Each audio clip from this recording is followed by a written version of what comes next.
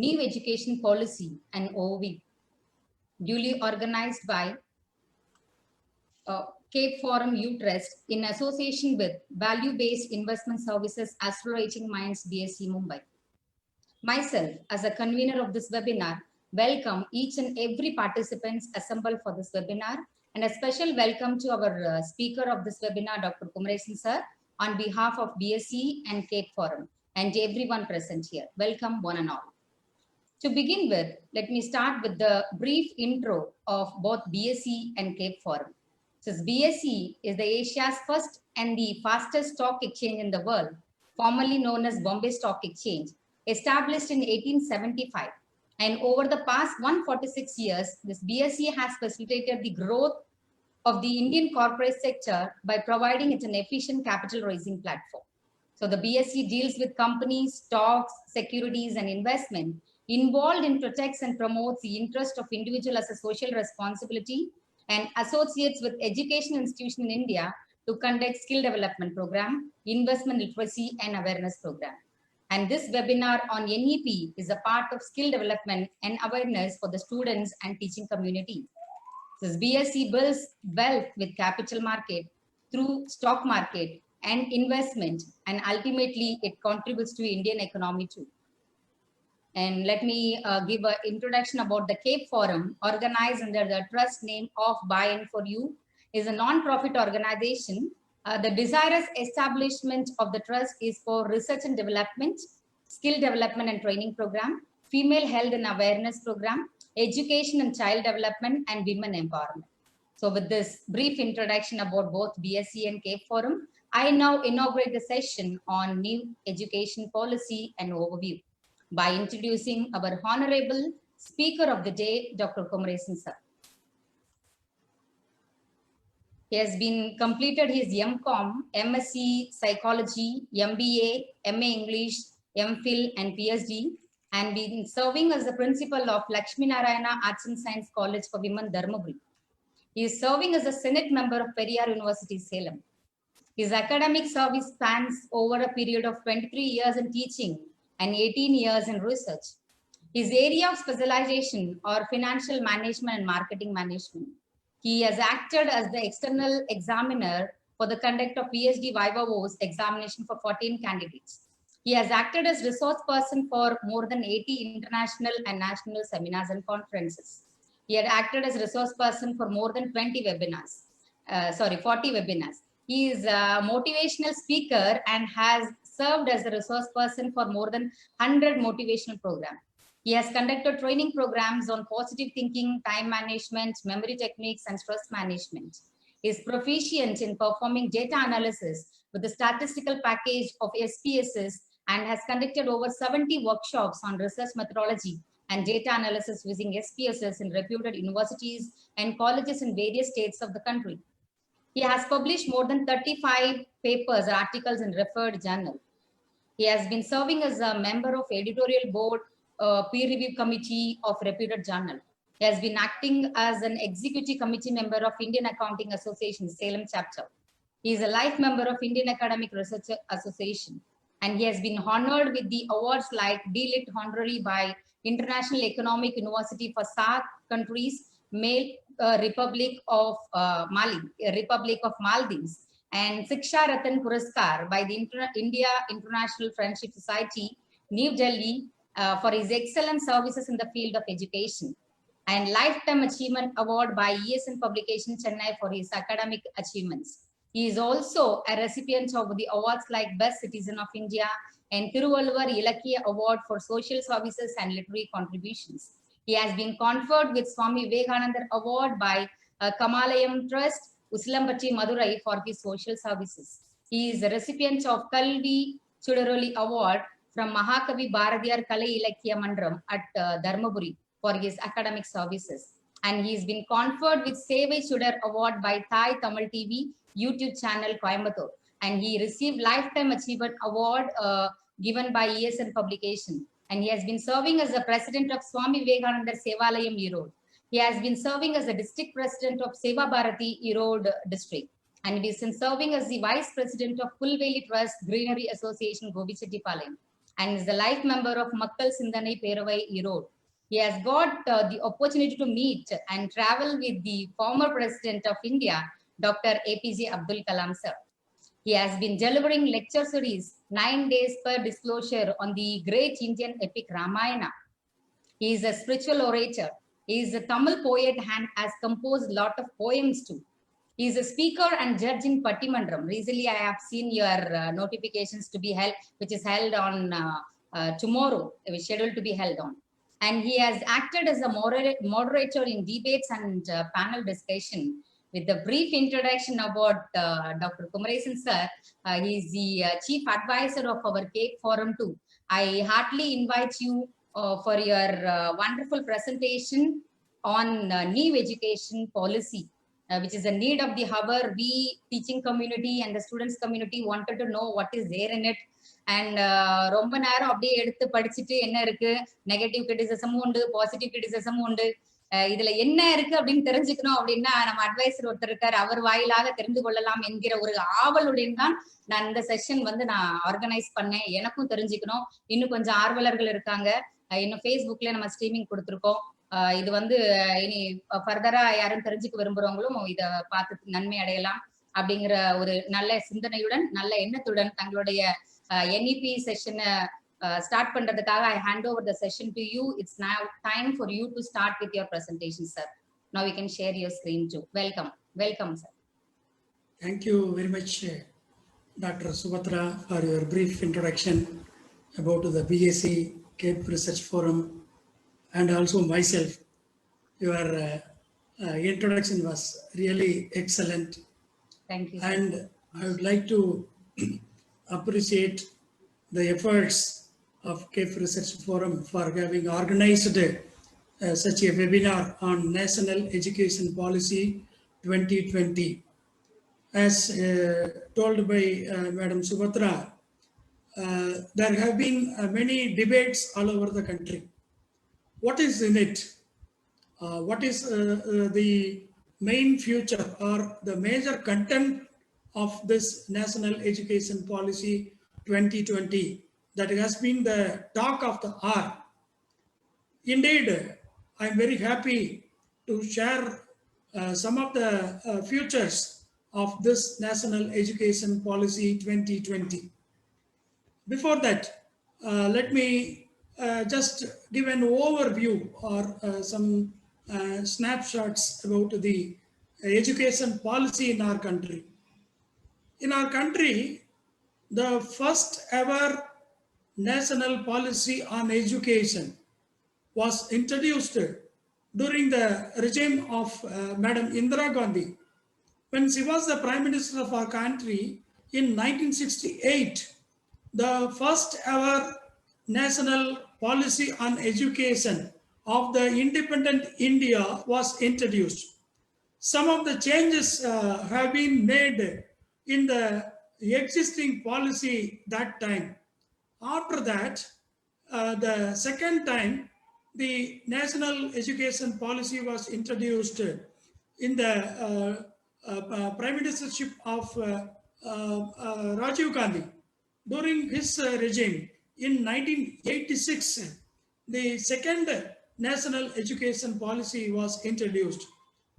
During that time only, the former Ministry of Education, earlier the Ministry of Education was there, but during the regime of Rajiv Gandhi ji, it was changed as Ministry of Human Resource Development. So from Ministry of Education to MHRD was introduced during the regime of Rajiv Gandhi ji. After that, since 1986, then and there, some changes have been made, but not a new policy has been introduced till now.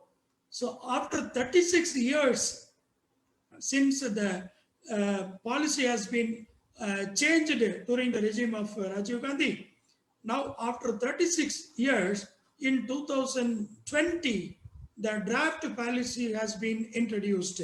The National Education Policy 2020 has been introduced.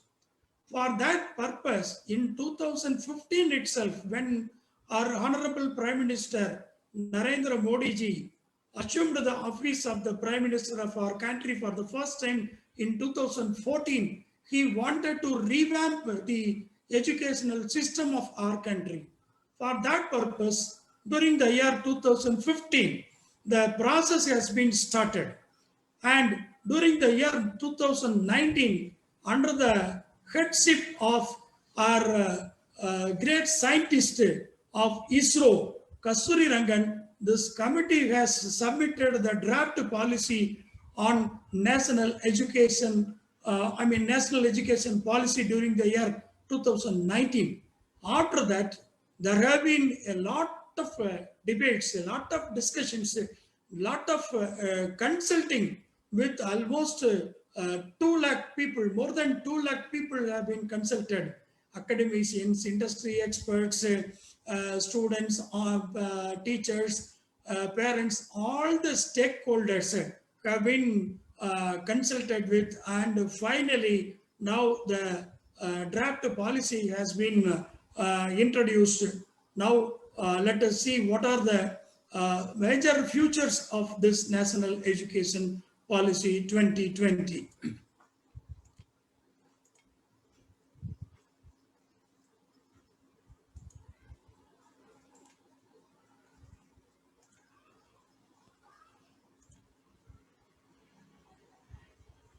So National Education Policy 2020 has been introduced finally.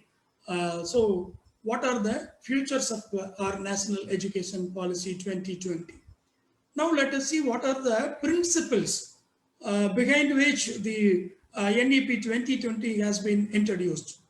The holistic development has been the major principle, the first and foremost principle of the newly introduced NEP 2020 is the holistic development of students. The students should develop not only physically, mentally, but there should have some development over their physical structure, mind, spiritual, emotional, as well as the social development.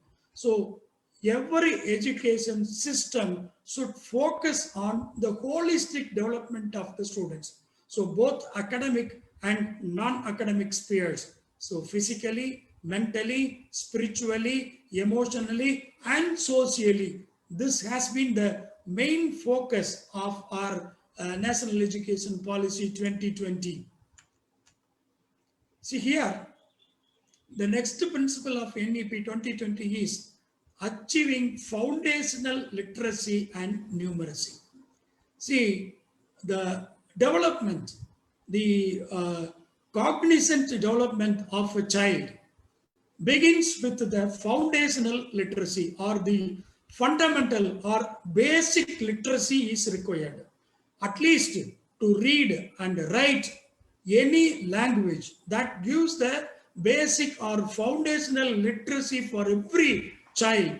At the same time, the numeracy, the numeric literacy is also to be inculcated among the young children. So the next principle of NEP 2020 is achieving foundational literacy and numeracy. See, the next one, multidisciplinary education. So far, the education has been categorized as arts, science, and social science. So there are 3 spheres, 3 dimensions of education. Hereafter, according to the new educational policy, all these will be combined together. An arts student can prefer any of the science subjects as one of his subjects, so that an art student can also study a science subject during his study. At the same time, a science student may prefer an arts subject or a social science subject at the same time. So hereafter, no specific discipline, all the disciplines of education will be combined together, and there will be multidisciplinary education. So there has been an opportunity for every student to study, to learn, another discipline subject. Science student can study art subject. Art students can study social science subject. Social science student can study science or art subject. So that the multidisciplinary education is to be provided for the future generation. Then so far the existing system of education focuses on rote memory or rote learning, by hearting everything, rote memory, keeping everything in mind without having the conceptual understanding, just reading, keeping in mind, rote memory, rote learning, just writing everything what they have memorized in the examination. That is what's happening. The focus of existing system of education is just to get marks through rote memory, through rote learning. But hereafter, the rote memory or rote learning system is completely going to be avoided. The students will be encouraged to have conceptual learning, so that the concepts which has been taught, the concepts which have been learned by the students will be understood clearly, so that the conceptual learning will be focused on by the National Education Policy 2020. The next principle is to encourage the creativity and the critical thinking of our students. So creativity is doing something new, thinking something differently. So that is what to be focused by the National Education Policy 2020. Then the other criticism about the existing system of education is there has been no ethics followed. No value has been given for human or constitution. So that and all to be redesigned in the new educational policy. Here, the focus will be given, or the concentration will be given on educational ethics, human values, and constitutional values. So it will be focused on, so that so far the crimes happening in the country will be reduced by focusing on the human values. One has to understand the human values. What is the value of another human being, another girl or another boy? What is the value? What is the constitutional value? That and all will be given to every student according to the National Education Policy 2020. So these are the basic principles on which the foundation of new National Education Policy 2020 has been proposed to be constructed. So hereafter, again, the name of the ministry is going to be changed as Ministry of Education from MHRD, that is Ministry of Human Resource Management, that was changed during the regime of Rajiv Gandhi in the year 1986, has been renamed as Ministry of Education, so that all the related affairs of the ministry will be brought under one roof, that is called Ministry of Education. The prime focus of this ministry is going to be on the education and educational development only. So here we can classify the education into two categories, that is part one, school education, and part two, the higher education. What are the proposed changes that has been made in the National Education Policy 2020 with reference to school education? Yes, in the school education system at present, the children in the age group of 3 to 6 has not been covered. They have not been brought into the formal education system. You know pretty well, the children are getting admission into the school at the age of 6 only in the first standard. We know pretty well, even before first standard, there has been primary education for the children, that is kindergarten, lower kindergarten and upper kindergarten. that is LKG and UKG classes are conducted at the primary level. Even before that, the children at the age of 2 years or 2.5 years, they are admitted to the pre-KG. Pre-KG classes are there, but understand, there has been no proper monitoring.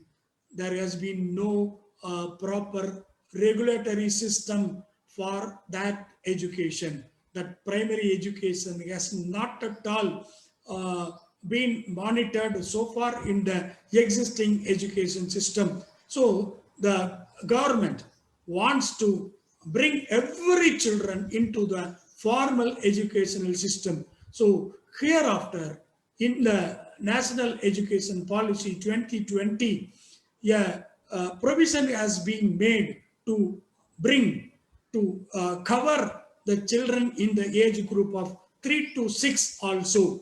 So the classes beginning at the age, at the first standard, will be now going to 3, at the age of 3 itself, the coverage will be given for every children. So the existing system of school education, that is 10 plus 2, is going to be changed as 5 plus 3 plus 3 plus 4. So far there have been 2 layers, that is 10 plus 2, from first standard to 10th standard, first layer. The second layer will be plus 1 and plus 2. So there are 2 layers in the existing system of education. But according to the new system of education, the National Education Policy 2020, the school education is going to be structured with 4 layers, that is 5 plus 3 plus 3 and plus 4. So a strong base is given for the early childhood and education, that is ECCE. From the age of 3 itself, the children are brought to the formal education system. The main aim of this bringing the children to the ECCE is to promote better overall learning, development and well-being of the children. So that is the main concentration, main focus of the 5 plus 3 plus 3 plus 4 structure is to provide better overall learning, better development and better well-being. That has been focused in the proposed school education system. See, this is the structure. The previous academic structure consists of 2 layers. The bottom layer, that is the shaded layer, has not been covered or not been regulated, not been monitored by any apex body. The focus is given on the next 2 layers only, that is from the age of 6 to 16. The children in the first layer will be covered from the age of 6 to 16, that is from first standard to 10th standard only covered. And the second layer, the upper layer, is 2 years, that is ages 16 to 18. So this is the previous academic structure of school education. Now it has been changed to 4 layers. The first layer is called foundational structure, foundational block or foundational base. Here the children are given education for 5 years, that is from the age of 3 to the age of 8. So the foundational structure of the proposed National Education Policy 2020 is going to cover the first 5 years of education. Again, it has been divided into 2. First 3 years will be covered with the education like Anganwadi, preschool education and Balavatika. So these are to be covered during the first 3 years of school education, that is from the age of 3 to 6, Anganwadi education, preschool education, Balavatika education. this system of education is going to cover the play school system. The students are not given any fundamental or foundational education, any formal literacy is not given, not educated the grammar or literacy, anything else. Here, the system is to give them a play school education so far been followed in the preschools. Then in the foundational structure itself, the second part is covered for the next 2 years, that is from the age of 6 to 8, class 1 and class 2. So 2 years it will be covered. So foundational education will be given to the children for the first 5 years, that is 5 plus 3 plus 3 plus 4. So the first 5 years will be from the age of 3 to 8. So 3 to 6, there will be 3 years, Anganwadi, preschool and Balvatika. From the age 6 to 8, first standard and second standard education will be given to them. After having completed this foundational education, the second layer of proposed education system will be covering 3 years, that is 3 ages, that is from the age of 8 to 11, class 3 to 5, class 3, class 4 and class 5. This layer is to be called as preparatory. So here only the students are prepared for the next higher education. So from the first layer, that is foundational structure, the students are just given the feeding is given about the formal education. So in the second stage, that is the preparatory stage only, the students are prepared for the next higher system of education, that is class 3 to 5. So during these 3 years of education, the preparatory education is given to the children. After that, the third layer is to be called as middle education. Here, the classes to be covered are from class 6 to 8. So 3 years of education, that is next 3, 5 plus 3 plus 3. Here, the students of the age 11 to 14 will be covered. So here they are given the middle education. After that, 4 years of education, that is class 9 to 12. The students in the age group of 14 to 18 will be covered. This system of education is to be called as secondary education. So there are 4 layers as against the existing 2 layers. The 2 existing layers are 10 plus 2. Now the proposed layers will be 5 plus 3 plus 3 plus 4. So here, what are the education systems to be covered? In the early childhood care and education, it is understood that over 85% of children and their cumulative brain development occurs prior to the age of 6. So here it is learned from several sources, from the several surveys and the statistics. It is learned that over 85% of the children's development, the cumulative development of brain occurs even before the age of 6. So that is to be focused. When does a child get prepared to learn? When is the brain development of a child occurs? It is learned that even before the age of 6. At the age of 3 itself, we know from our own children, our own family, our own household or our domestic system says that the children are prepared to learn. Their brain development starts at the age of 3 itself. So at the beginning of the brain development stage itself, the human values are to be given to the children. The basic education, the foundational literacy, foundational numeracy is to be given to the children so that they can learn well. The foundation will become strengthened. Their learning platform is being properly established so that in the ECCE, ideal development, that is, it consists of flexible.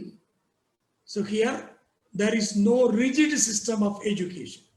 The system of education will be flexible and it focuses on multifaceted, multi-level, play-based education, activity-based education, and inquiry-based learning. The children in the age group of 3 ask so many questions to the parents, to the elders, to the teachers. They ask so many questions. But in the present system of education, we do not encourage these children. Don't ask any question. Just sit down. Just listen to what I'm telling you. Like that only the children are brought up in the present system of education.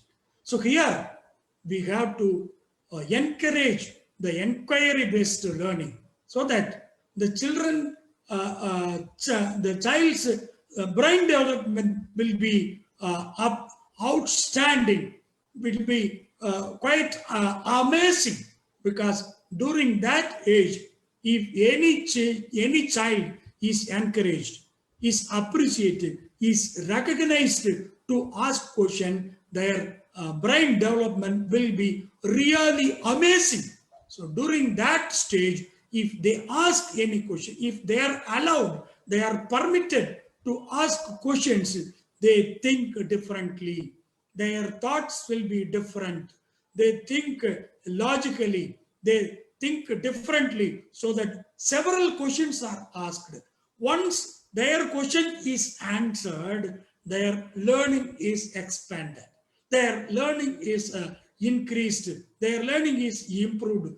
That system of education is being focused in the ECCE of the proposed National Education Policy 2020. Here, what are the contents? What is given to the children? See here, not literary education is given. No literature is being taught. No advanced education is given. Here, as I told you, the basic education. That too flexible. There is no rigid system of education. It is very, very flexible according to the learning level of the children. So here, alphabets are taught. Languages are taught. Numbers are taught. Counting system, how to count without using any devices, how to calculate, how to count, the basic numeracy. Then what are the colors, what are the shapes, what are the indoor and outdoor plays, and some puzzles are given, and logical thinking is given. The thinking level of the children is being expanded by giving them a play-based education, an activity-based education, an inquiry-based learning that is given so that the logical thinking is developed. The children are given very, very flexible education, alphabets, languages, numbers, counting, colors, and shapes are being taught so that the children will be encouraged. They will be motivated. They will be given interest in learning. So that is the focus of National Education Policy. So here, they are being taught in the Anganwadi centers. So here, the basic infrastructure, is to be upgraded to high quality. High quality play equipments will be provided. Well-trained Anganwadi workers or teachers are to be appointed in the Anganwadi centers so that the children will be getting more interested to come to the centers at the age of 3 itself. Now in the play school, in the kindergarten, in the pre-KG, LKG and UKG, a huge amount of fee is being collected. Only those children belonging to upper middle family or upper middle income family or higher income family are being admitted in that so far the so-called play school or pre-KG, UKG and LKG. What about the poor children? What about the rural children? They are not given proper education at the age of 3. So we have to bring every children into the proposed new education system. So Anganwadi centers are there. Anganwadi centers. Then play schools are there. Then Balavatika system is being introduced. In these centers, in these schools or institutions or centers, placed equipments, more play equipments are to be provided. High quality infrastructure is to be provided so that the Anganwadi centers will be strengthened and every Anganwadi will be having wonderful, well ventilated, well designed, child friendly, that is most important, child friendly and well constructed building is going to be provided with an enriched learning environment.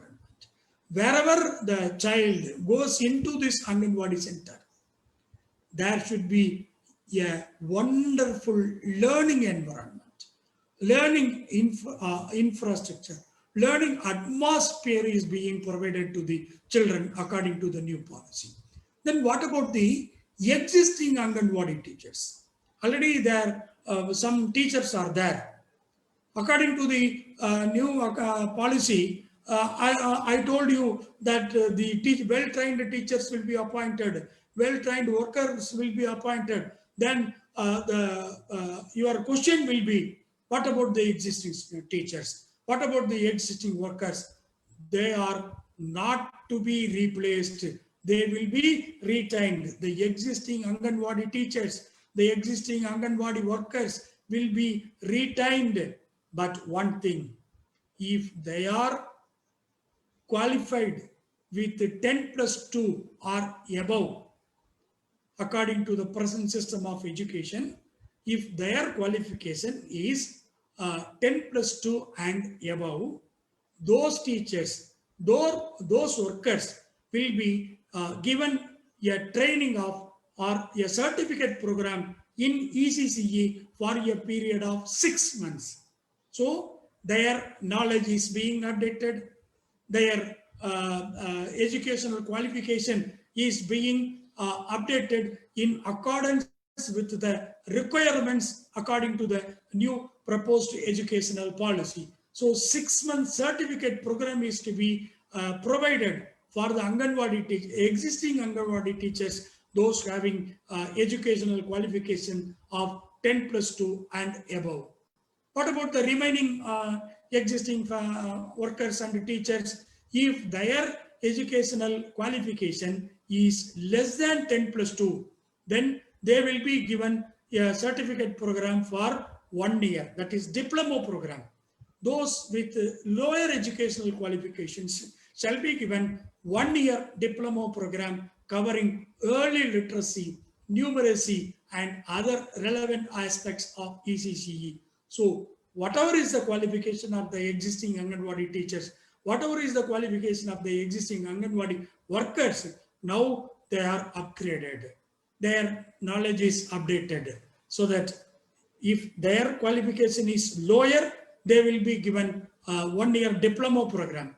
If their educational qualification is 10+2 and above, they will be given a certificate program of 6 months for ECCE, so that all the existing teachers and workers will be retained because they are already experienced. They are already in service. They are not going to be replaced according to the new system of education. So there is no fear. There is no need to be scared. They will be retained. Rather, they will be given a training. And you may ask, if they are given training for 6 months or they have to take a diploma program for 1 year, will the work not be affected because of this training program or certificate program? Certainly, their work will not be affected because this certificate program or diploma program is proposed to be given to the existing teachers through digital mode, through distance mode, using DTH channels as well as smartphones, allowing the teachers to acquire ECCE qualifications with minimal disruption. That is to be understood. That is, with minimal disruption to their current work, the existing teachers will be given education for ECCE qualification. Then the foundational literacy and numeracy. For every children or for every human being, the literacy is determined based on the ability to read, to write, and then only to speak. So the basic requirement is to read and write. The ability to read and write, then and to perform basic operations with numbers, additions, subtractions, multiplication, division, percentage, square, square root. These are all basic operations with numbers. So that is to be given. That is a necessary foundation and an indispensable prerequisite for all future schooling and lifelong learning. That is the prospect, one of the major prospects of the proposed National Education Policy 2020. The students will be encouraged to improve their ability to read and write and to perform basic operations with numbers. That is the necessary foundation or indispensable prerequisite for all the future schooling and lifelong learning. Then the highest priority of education system to be given is to achieve universal foundational literacy and numeracy in primary school by the year 2025. So the foundational education, foundational literacy is going to be inculcated to all the children at the primary school level by the year 2025. So we are going to achieve this landmark, this level in the year 2025, that every children who join primary education will be encouraged to achieve universal foundational literacy and numeracy. Then the teacher vacancies will be filled at the earliest. So this is one of the main features of this National Education Policy 2020. We should understand so many vacancies are there throughout the country for teachers.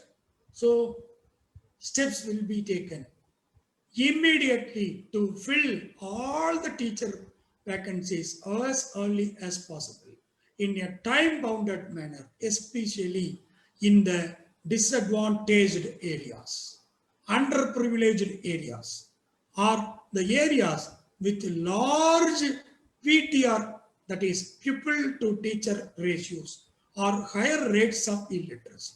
So 3 areas are to be focused. Number 1, the areas which are underprivileged, which are disadvantaged. These are the first areas to be concentrated on by the National Education Policy with regard to the appointment of teachers. Many schools, we understand that they are one teacher school, two teacher schools are there. So how the children, those who are studying in this school will be given a proper education with just a single teacher or two teachers, depending upon the teacher ratio, that is PTR, pupil to teacher ratio. So that ratio is to be focused. Where the ratio is quite large, we understand that the ratio is to be minimized to the greater extent, so that the teacher's concentration level, the teacher's focus level will be to a minimum number of students. Suppose if the present level is 30 to 1, one teacher has to concentrate on 30 students. If it is to be reduced to 25 to 1, it is easy for every teacher to concentrate on, to give individual attention to all the 25 children, to all the children, those who have been under his monitoring. So it will be easier to focus on individual attention of every student if the PTR is reduced. That is the pupil to teacher ratio that is to be focused. And the third area is where the illiteracy rate is high. In some part of the country, we are given to understand that the illiteracy level is higher. So the new education policy wants to reduce the illiteracy level to a greater extent. So attention will be given to give employment to local teachers and those who are with the familiarity with the local languages. Yes, it is yet another privilege or future of the national education policy.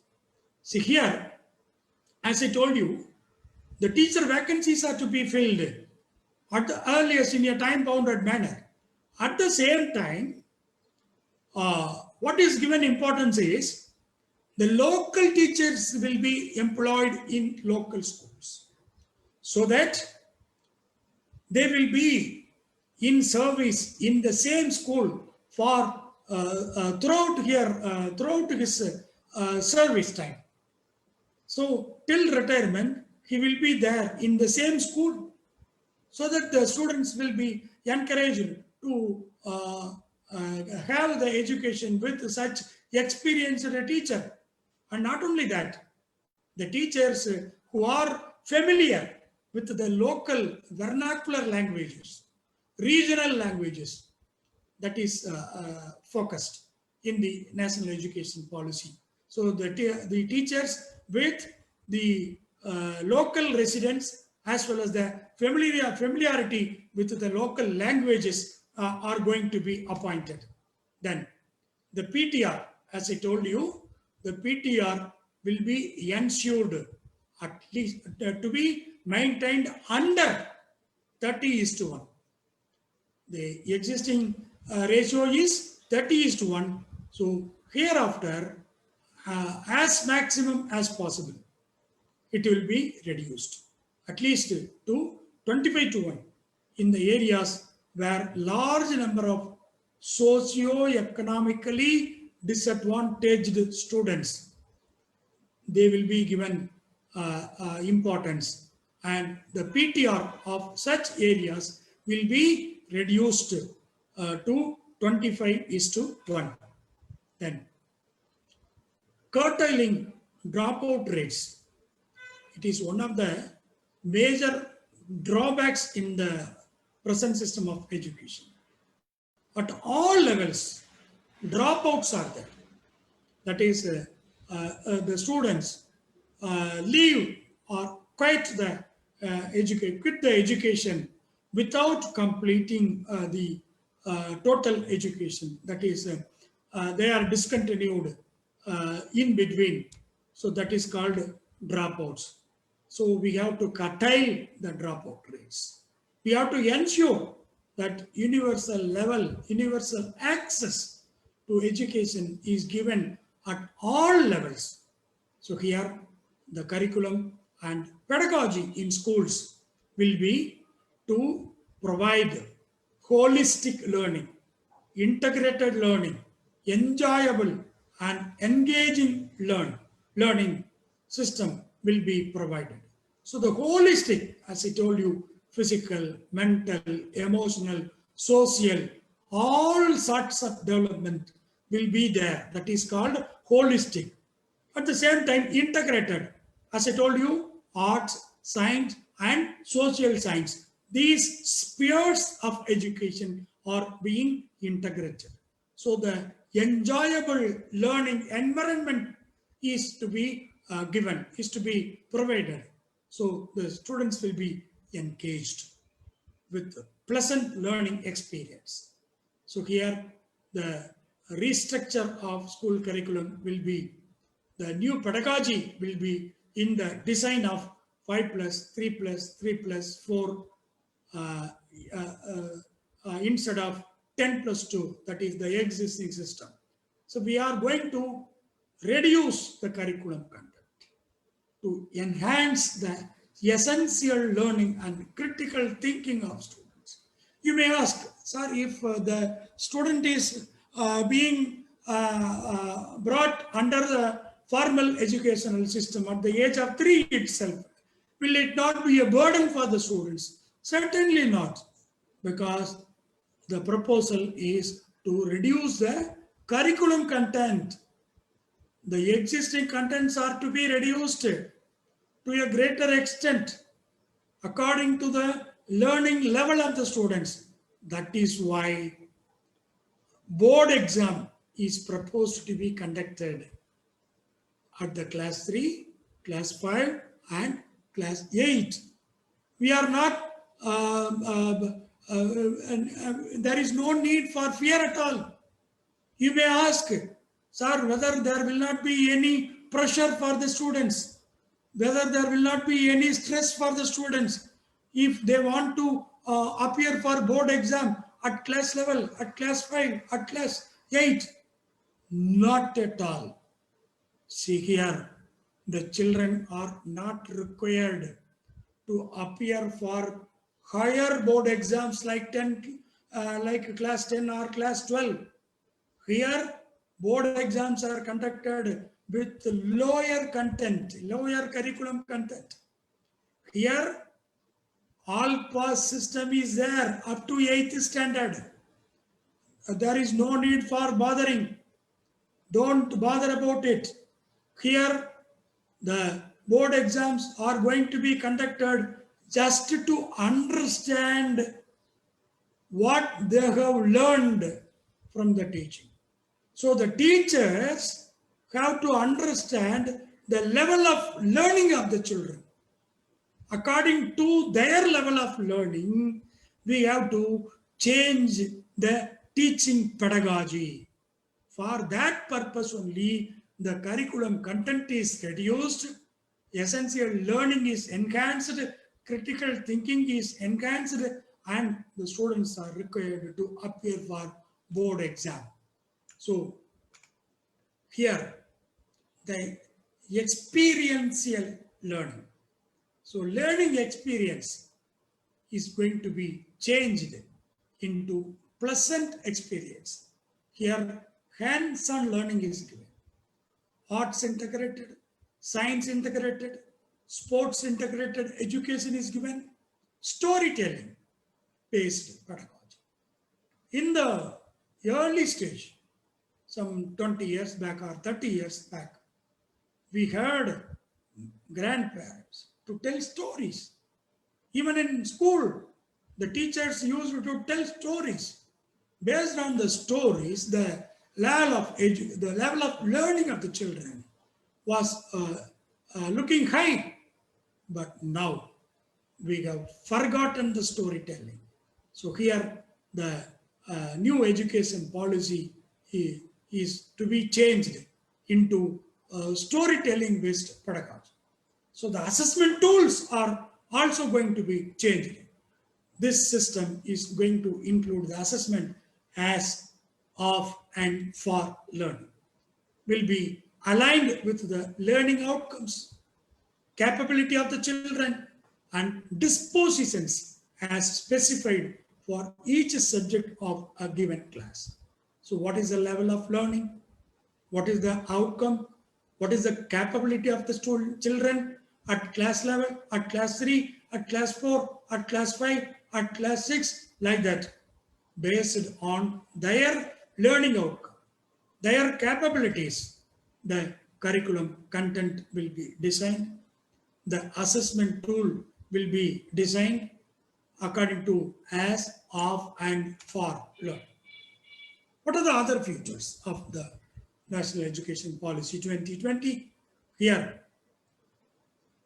the policy aims to empower the students through flexibility in course choices. Yes, as I told you, course choices are there. An art student or the social science students, for example, a BCom student or a commerce student, if he is interested in physics also, according to the present or existing system of education, he cannot study physics during the course of his study. But according to the new system of education, a commerce student can choose physics as one of his subjects. He can study physics, he can study chemistry, he can study biology, he can study mathematics. Similarly, the science students can also study commerce, accountancy, economics if they prefer. It is not insisted, it is integrated. It is a multidisciplinary education. So according to this, there is a wide range of flexibility in choosing the course is available to the children. Then multilingualism, and the power of language. That is one of the main features of the proposed educational policy. Multilingualism. In the existing system, the children are studying 2 languages. Part 1 language, part 2 language. In the part 1 language, the students are studying their mother tongue. Either their mother tongue is preferred in the part 1 language or any other language they are willing to study is being chosen as a part 1 language instead of the mother tongue. Understand? According to the existing system of education, they are able to study Hindi, they are able to study Sanskrit, they are able to study French, they are able to study Malayalam, they are able to study Kannada, they are able to study any other language instead of their own mother tongue. In part 2, they are studying English as a language. Okay. But what is the difference between the existing system of education and the proposed system of proposed educational policy? According to the existing system also, students are able to study any language they prefer. But the problem is they have to forgo, they have to give up their mother tongue. They have to leave it and study any other language.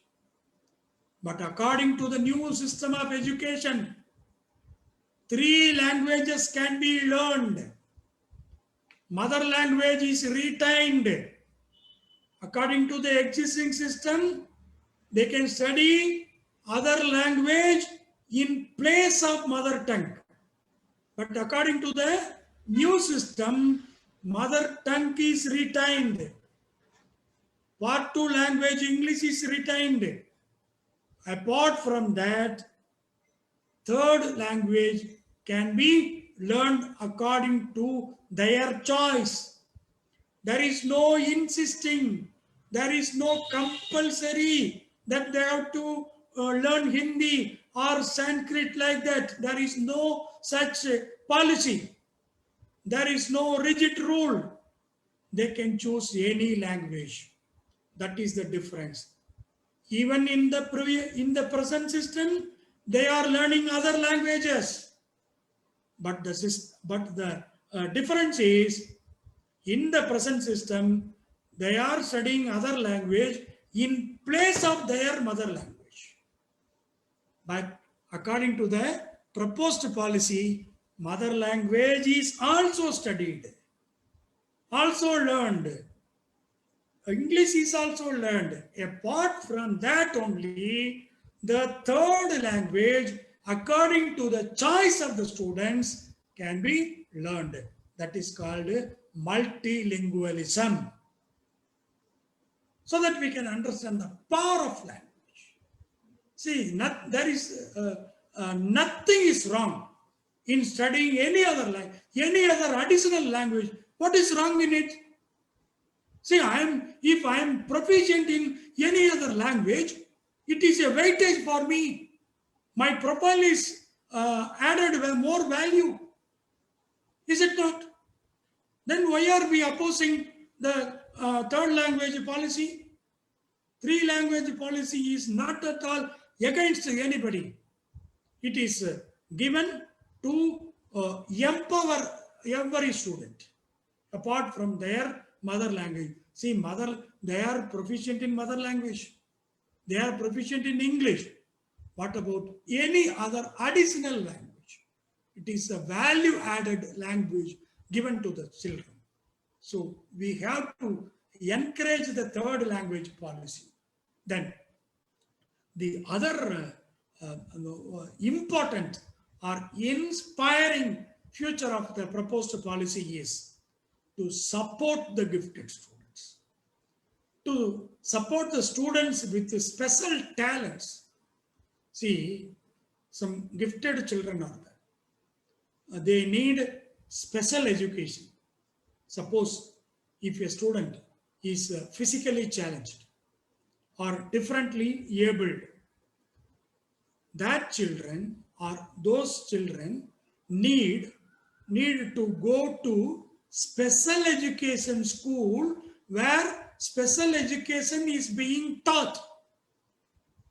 But according to the proposed education policy, the B.Ed course is going to be restructured. 4-year integrated B.Ed course is there, number one. Then 2 years B.Ed course is there. Then 1 year course is there. So hereafter, B.Ed course will be in 3 different structures. 1 year B.Ed course, 2 year B.Ed course, and 4 year B.Ed course. Whatever it is, all the B.Ed students, all the graduates who want to pursue the B.Ed course will be studying the special education as one of their subjects. So special education is being taught to every B.Ed student. So the aspirant to become teachers will be taught special education during the B.Ed course. So if they are appointed in any schools, the children with disability or the children who need special education need not go to the special education school. Rather, they can study, they can have They can have their special education in the nearby school itself with the support of all the teachers. Any teacher with the B.Ed qualification according to the new policy may support any children, any gifted student, any student who is in need of special education. So that is possible. So these are the futures of national education policy with reference to the school education. So the next part, the second part, is about the higher education. Here, a consolidation is to be made. Quality universities and colleges are to be established throughout the country.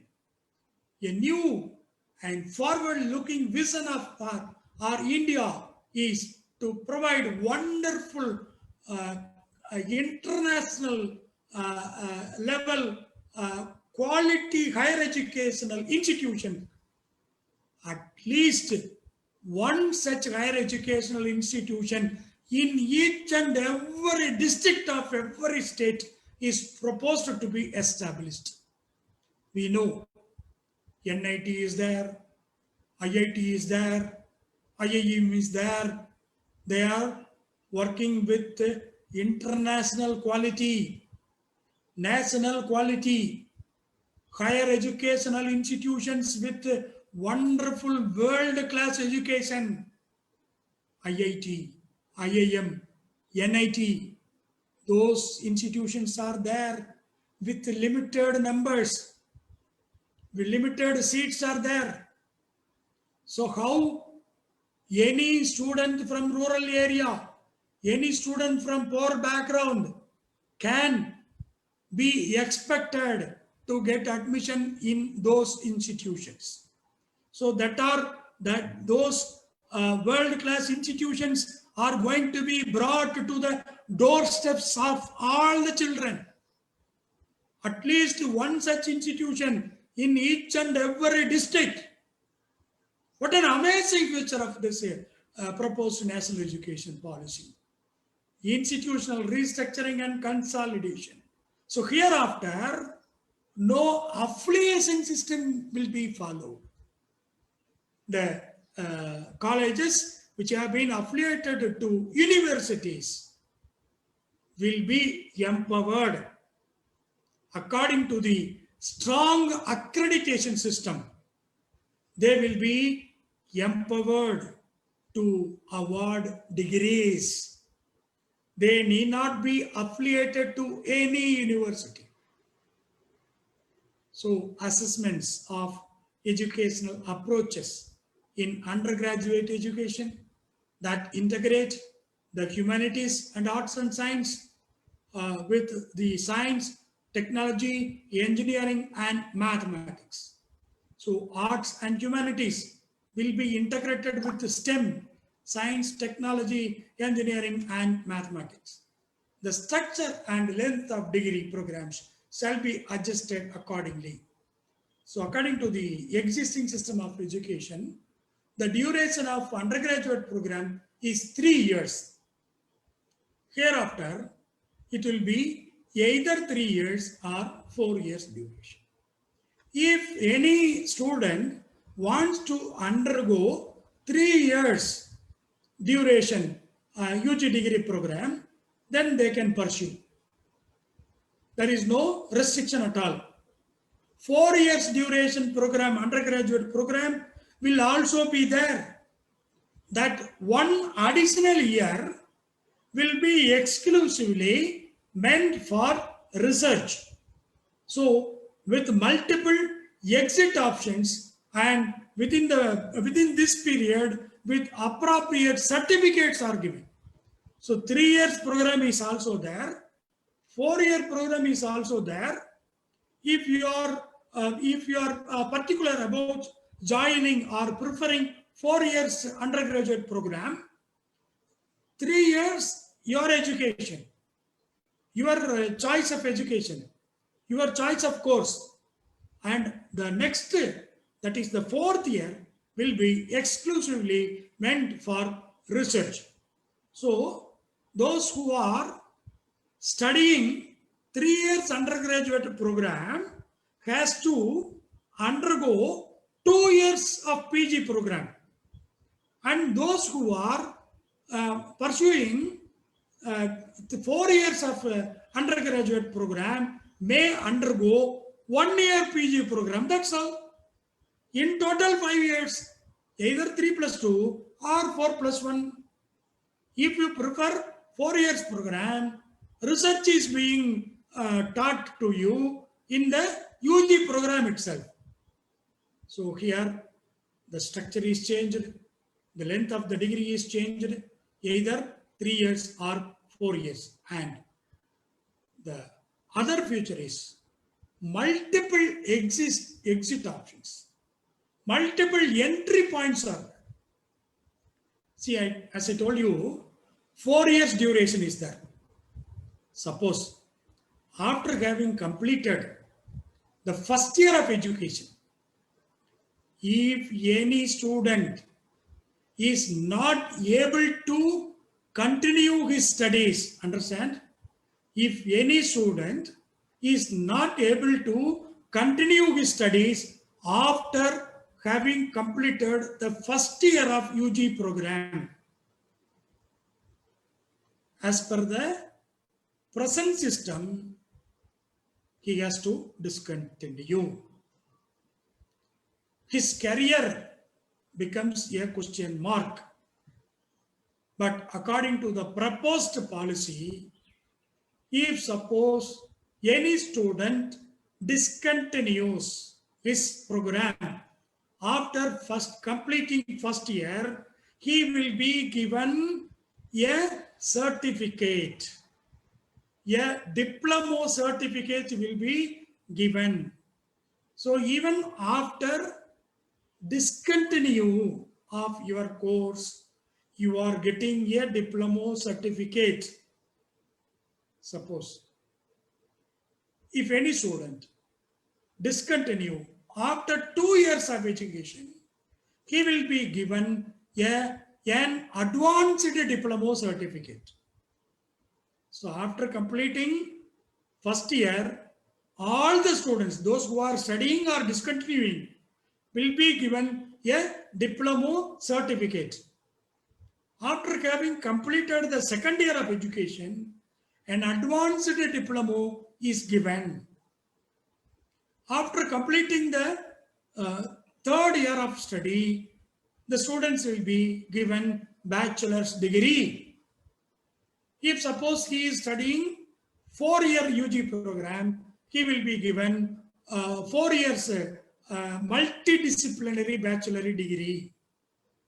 So, if at all there is any dropout, see here, it is not to encourage the dropout, understand? It is not to encourage the dropout. In any case, if any student is not able to continue, either according to health problem or because of family problem or for any reason, if any student discontinues during the course, he is not going to leave the education without any certificate. Rather, he will be either given a diploma certificate, an advanced diploma, or a bachelor degree certificate. This is one of the major features of the proposed education policy. Right? There. And multiple entry point, multiple exit point, I told you. After first year, after second year, after third year, and after fourth year. So certificates are there. These are the multiple exit point. What are the multiple entry points? Suppose if a student has completed first year of education and has left the program and he has discontinued, already he has got the diploma certificate. After 1 year or after 2 years, if he wants to continue the course, then they can join. That particular student can join the same program with the diploma certificate. He can directly join the second year of his UG program. Not only in the same institution, not only in the same university, not only in the same state. If a student studying in Tamil Nadu under any university, say for example, Periyar University in Salem, he has completed first year of education and discontinued. He has left for Gujarat. He has left for Odisha. He has left for West Bengal. After 1 year or after 2 years, if he wants to continue the education from there itself, from West Bengal, from Odisha, from Gujarat itself, he can continue the same degree with that university, with that college that is in proximity to his residence or where he is staying. He need not come back to the Salem. He need not come back to Periyar University. He need not come back to Tamil Nadu. He can continue his education from where he is living, from where he is staying, with the help of ABC, that is Academic Bank of Credit. We know, according to the choice-based credit system, every degree can be awarded to any student if he has obtained the required credits. That is must. For example, if for getting a bachelor degree, 180 credits are to be obtained. According to the proposed policy, an academic bank of credit is to be established. According to this, suppose if a student has completed 1 year of UG program, the first year of UG program, what credits so far he has obtained. For example, some 20 credits or 30 credits he has obtained during the first year of degree program. Okay. What is the requirement? 160 credits. So he has already got some 20 credits. So the remaining 140 credits are to be obtained. So for that, he can join in any college, affiliated to any university, established in any state, according to their syllabus, according to their curriculum. They can continue the course as per the syllabus or as per the curriculum of that university. The only requirement is he has to obtain the remaining credits, that's all. What an amazing future is this. Academic Bank of Credit is established, which would digitally store the academic credits earned from various recognized higher educational institutions, so that the degrees from a higher institution, higher educational institution, can be awarded taking into account credit earned. So the 4-year program may also lead to a degree with research if the student completes a rigorous research project in the major areas of study as specified by the higher educational institution. And higher educational institutions will have the flexibility to offer different designs of master's program. As I told you, 1-year program or 2 years program. If the UG program is meant for 3 years duration, they have to undergo 2 years PG program.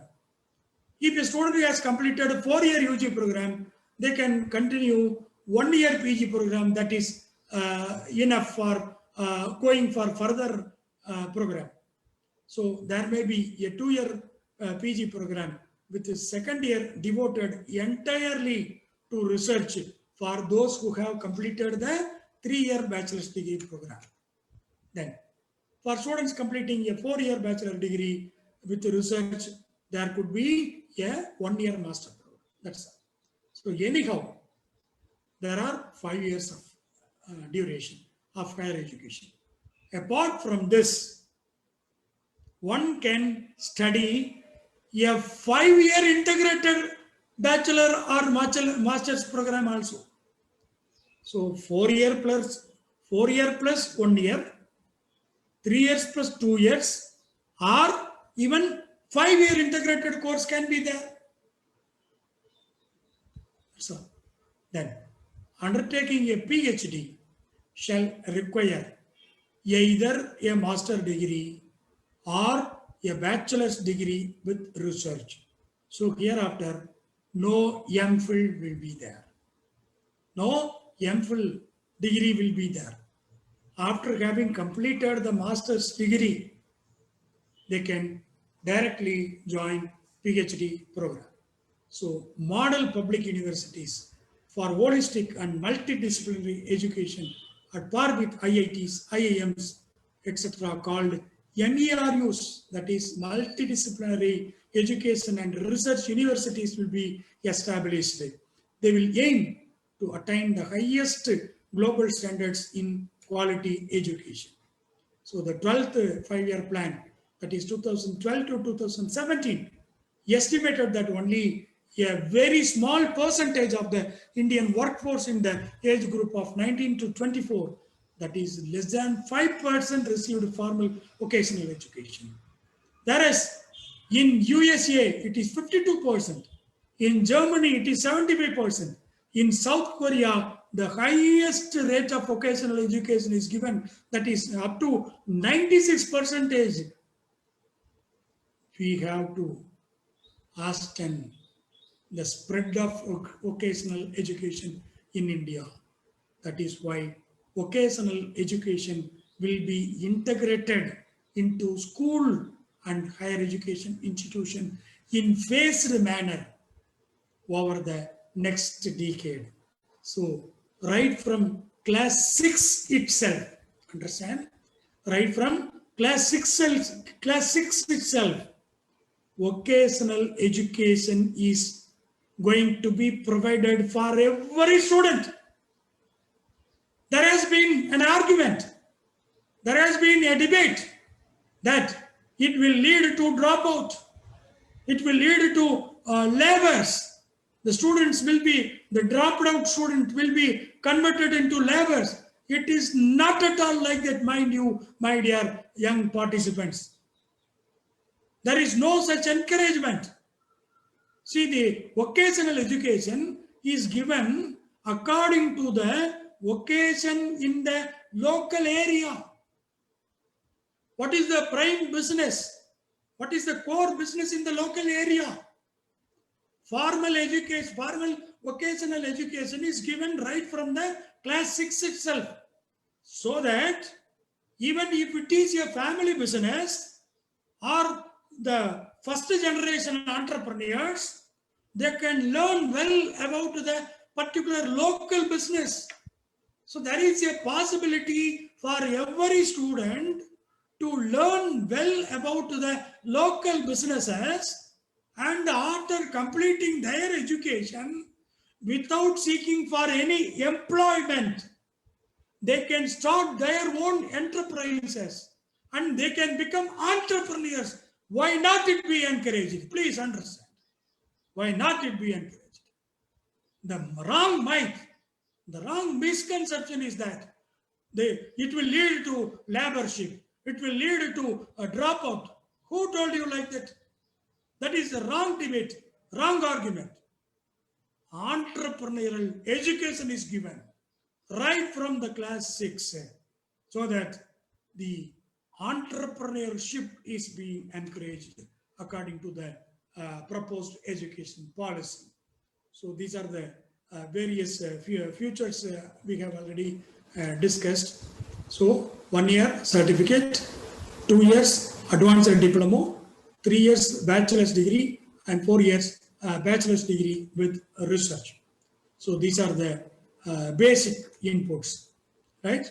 So the next one is universalization of education from preschool to secondary level with 100% GER, gross enrollment ratio, right from the pre-education, preschool education to the secondary level, it is proposed to be maintained.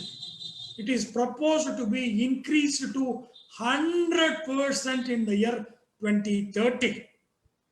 So 10 years from now, a target is set that 100% school education up to class 12, up to 12th standard, free and compulsory education will be there for each and every student. Whether they are from poor background, whether they are from rural background or urban background, whatever is the case may be, they will be given compulsory education till class 12. So 100% GER. And in the higher educational institutions, 50% GER is to be maintained. Already in our state, in Tamil Nadu, we have attained the level of 49% GER. Then you may ask, what is the new policy? What is the future of new policy? Understand, the new policy proposes to increase the number of seats by 3.5 crores. 3.5 crore seats are to be increased. Even after the increase of such 3.5 crore seats, it is expected, it is targeted that 50% GER is going to be maintained. So NEP 2020 will bring 2 crore students. They are out of the children, out of the mainstream, are now being brought to the mainstream of education. So up to class 12, the school education will be of 4 layers, 5 plus 3 plus 3 plus 4. After that, either 3 plus 2 or 4 plus 1 or 5 years integrated course. So there is no rigid separation between academic streams, extracurricular, vocational stream. Everything is brought into the mainstream of education. Vocational education will start from class 6 itself with intensives. What an amazing future is this. So teaching up to at least grade 5 to be in mother tongue, up to class 5, up to 5th standard, all the students will invariably be taught in their own mother tongue or the regional language only, so that the learning process will increase, will be improved. The learning level, the learning capability of the student will be improved if something or if anything is taught in their own mother language. We know pretty well many parents blame that their children are not able to read or write in their mother tongue. Why is it happening? Because they are not given education in mother tongue. So here, up to 5th standard, it can be extended up to 8th standard even. Up to 5th standard, every subject except the language will be taught in mother tongue or the local language or the regional language only. So that's all about the futures of National Education Policy 2020. So with this, I would like to thank the Cape Research Forum, particularly Dr. Subhatra for having given me wonderful opportunity to share some of my views on National Education Policy 2020. And I would like to place on record my sincere gratitude to all the participants for your patient listening for the past 1.5 hours or so. So thank you all once again. Thank you.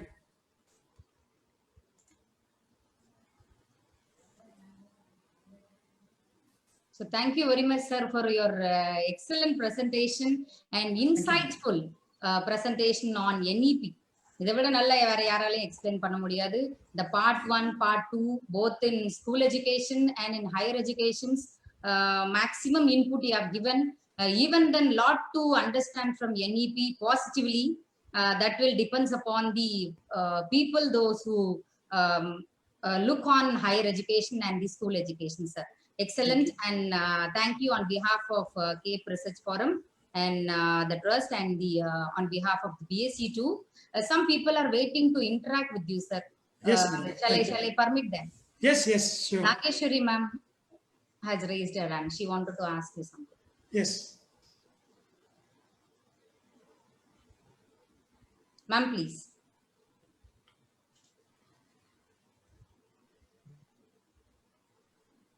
And Selvarani ma'am, if you wish, you can also.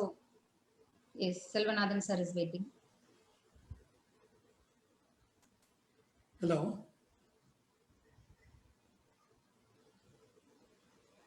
One person asked, Sachin named, he asked a question, how the curriculum will be developed as per the new education policy as compared to an existing one? Yes. See, as I told you, the curriculum content is to be reduced as against the present education system. So according to the learning level of the children, right from the, as I told you, 5 plus 3 plus 3 plus 4. So the curriculum content is going to be reduced according to the level of learning. So that is the design, that is the educational system to be redesigned according to the new educational policy, madam. Yes, sir. Thank you. Nageshwari ma'am is ready to ask her question. Ma'am, please. You can unmute the mic and ask questions, madam.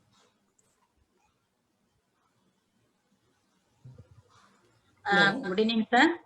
Good evening, madam. Sir, I want to have 2 clarification from you, sir. It's really a very excellent talk. I have enjoyed your this session, sir. Thanks to Subhatra ma'am. Thank you. So how a 3-year-old child study 3 languages? Do you think each state and state government will have teachers for the language as a study choice? Yes, madam. That one of my first question, sir. Then second one. I don't understand, sir. What kind of vocational training will be provided to our 6th standard student according to the requirement of the village or locality? Yes. We are in great demand for the plumbers, bricklayers, electricians, carpenters, construction workers, agriculture laborers, painters, like that. Is it not lead to child labor, sir? Moreover, you also expressed your thought. It's not lead to school dropouts. Once they are skilled, the children from economically poor, they'll move towards earning based with the help of the skill that the new education policy 2020 provide. These are the questions, sir.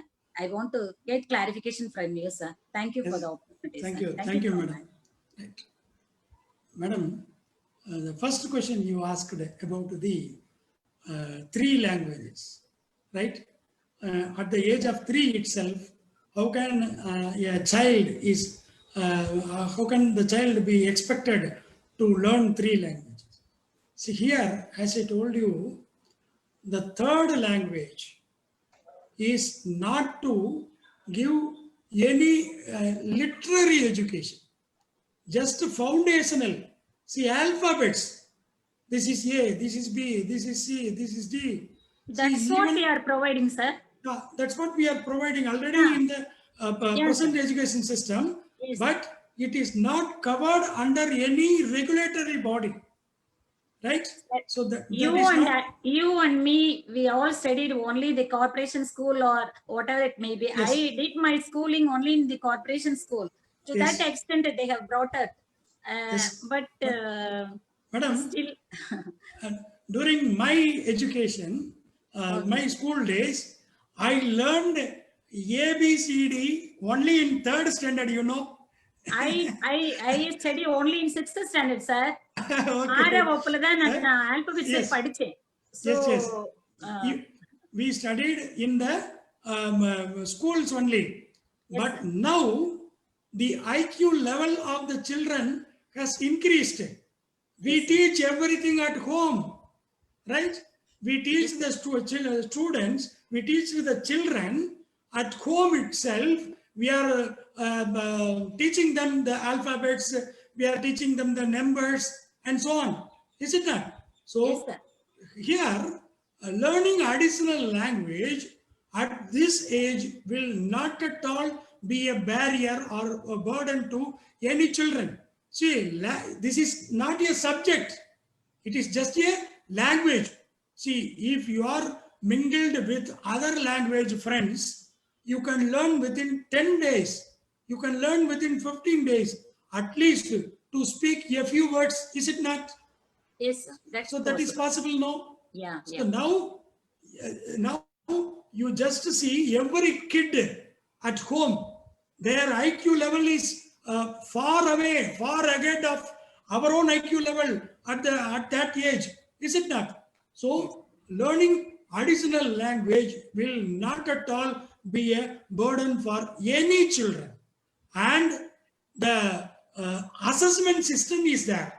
Assessment system is to be redesigned from time to time based on the learning capability of the children.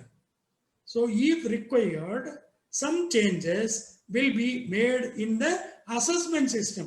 See here, they are not going to write any board exam like that, like class 10 or class 12. See here, see what is A, what is B. Just a